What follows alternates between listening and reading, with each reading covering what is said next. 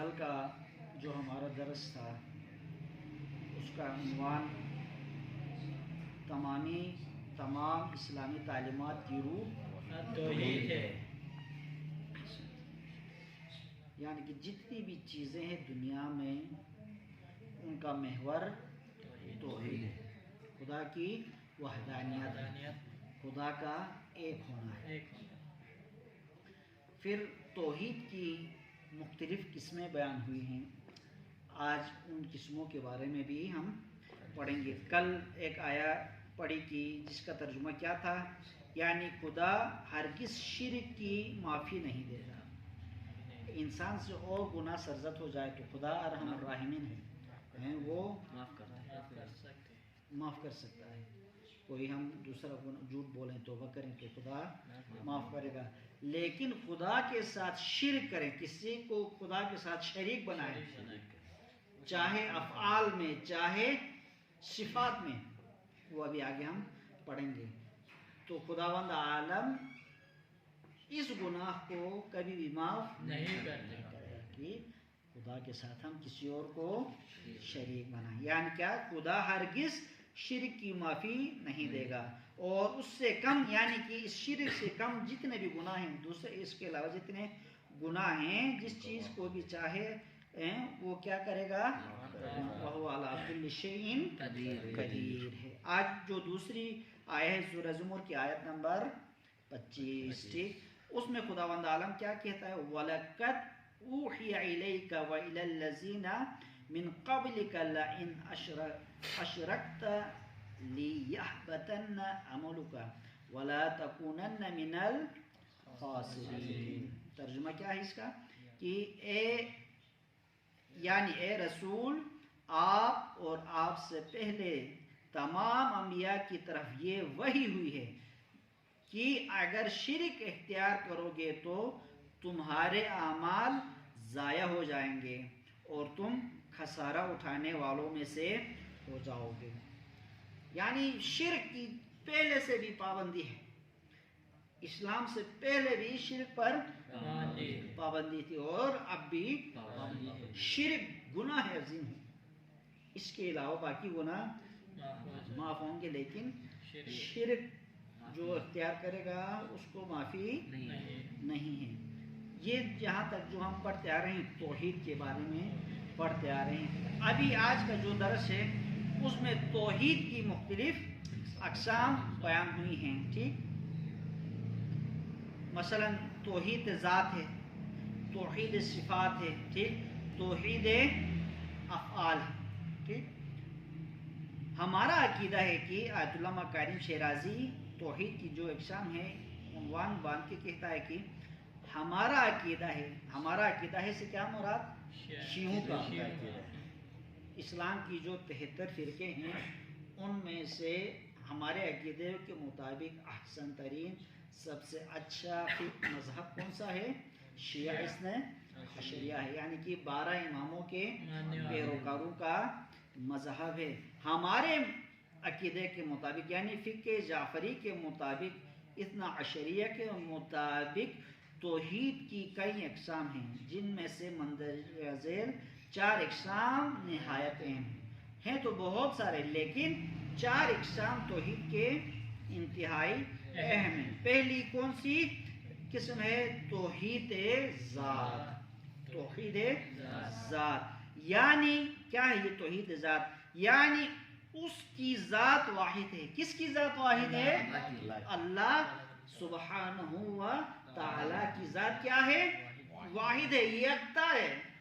اس کے مقابلے میں اس کے ساتھ کوئی نہیں ہے. یعنی اس توحید ذات کیا؟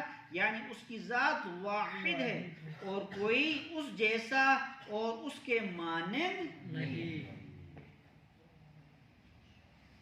ایسا بولو سبحان اللہ. وہ وحدہ لا شریک ہے. یہ کون سی توحید ہو گئی؟ توحید ذات ہو گئی. اس کی ذات کے علاوہ کوئی نہیں. ٹھیک، خالقیت میں رازقیت اس کی ذات کے علاوہ کوئی نہیں. دوسری توحید کون سی ہے؟ توحید صفات.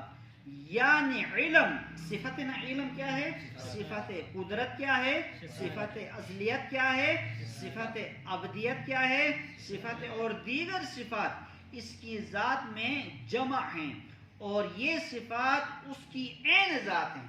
عین ذات مطلب یعنی کہ کسی کی وجہ سے خدا کی ذات میں علم کا اضافہ نہیں ہوا، کسی کی وجہ سے خدا کی قدرت میں اضافہ نہیں ہوا، کسی کی وجہ سے خدا کی ازلیت میں اضافہ نہیں ہوا، کسی کی وجہ سے خدا کی ابدیت میں اضافہ نہیں، بلکہ یہ تمام کی تمام صفات کیا ہیں؟ خدا کی ذات کی اپنی ہی ہیں، ٹھیک، کسی کی وجہ سے نہیں، یہ خدا کی اپنی ہی صفات ہیں، یہ ساری صفات خدا کے وجود میں جمع ہیں، اور یہ صفات اس کی عین ذات ہیں۔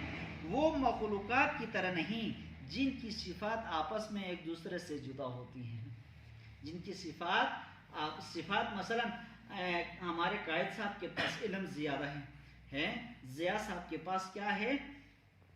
ہنر زیادہ ہے مثلا، ٹھیک، ہنر زیادہ ہے مثلا، اس کے پاس قسم قسم کے ہنر ہیں، مختلف صفات ہیں نا، خصوصیات ہیں، تو آپ دونوں میں کیا ہے؟ اختلاف ہے، فرق ہے، ٹھیک۔ اسی طرح ہمارے بھائی میں کیا ہے؟ ایک اور صفت پائی جاتی ہے، مثلا یہ کیا ہے؟ بہترین کھلاڑی ہے، مثلا بہترین کھلاڑی ہے، اس طرح مختلف صفات۔ تو انسانوں میں مخلوقات میں کیا ہوتی ہیں؟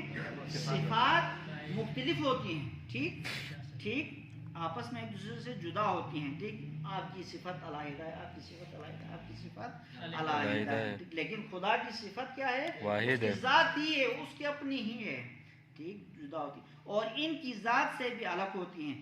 البتہ خدا کی ذات اور صفات کے درمیان وحدت کا مسئلہ غور و فکر اور باریک بینی کا محتاج ہے۔ یہ ہے توحید صفات۔ توحید صفات یعنی علم میں، قدرت میں، ان سب میں خدا یکتا ہے، ٹھیک ہے، ان تمام چیزوں میں خداوند عالم کسی کا بھی محتاج نہیں ہے، بلکہ انسان کیا ہے؟ خدا کا محتاج، علم کے لیے بھی خدا کا محتاج ہے، قدرت کے لیے بھی خدا کا محتاج، جتنی بھی صفات ہے خدا کی ان سب کے لیے انسان ہم کیا ہیں؟ خدا کے محتاج ہیں، وہ محتاج نہیں ہے، ٹھیک، اگر وہ محتاج ہو گیا تو پھر خدا اللہ نہیں ہوگا، ٹھیک ہے، محتاج، ٹھیک ہے، محتاج خدا کی صفت نہیں ہے، خصوصیت نہیں ہے۔ پھر ایک اور توحید کیا ہے؟ توحید افعال۔ توحید افعال یہ کیا ہے؟ یعنی اس جہاں، یعنی ہست و بود میں جو بھی فعل، حرکت یا تاثیر موجود ہے، اس کا سرچشمہ خدا کا ارادہ اور اس کی مشیت ہے۔ یہ پوری کائنات میں جو حرکت ہے، برکت ہے، نشو و نما ہیں، موسموں کی تبدیلیاں ہیں، کچھ مہینے پہلے گرمیاں تھی، ہم پنکھا چلا رہے تھے، ابھی ہیٹر کے پیچھے بھاگ رہے ہیں، یہ کیا ہے؟ تبدیلیاں ہیں نا، چہل پہلے حرکت ہے مسلسل، یہ کس کی وجہ سے ہے؟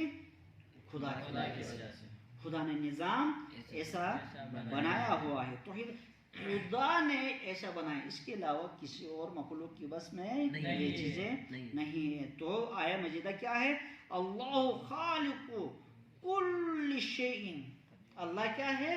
ہر شے کا خالق ہے، بنانے والا ہے، وَهُوَ عَلَىٰ كُلِّ شَيْءٍ وَكِيلٌ، یعنی خدا ہر چیز کا خالق اور ہر چیز کی حفاظت کرنے والا ہے۔ لیکن کتنا زبردست حفاظتی نظام ہے خداوند عالم کا، ہیں 4 مہینے ہیں مختلف موسموں کے نا، اس کے بعد دوسرا موسم آتا ہے، پھر دوسرا موسم آتا ہے، پھر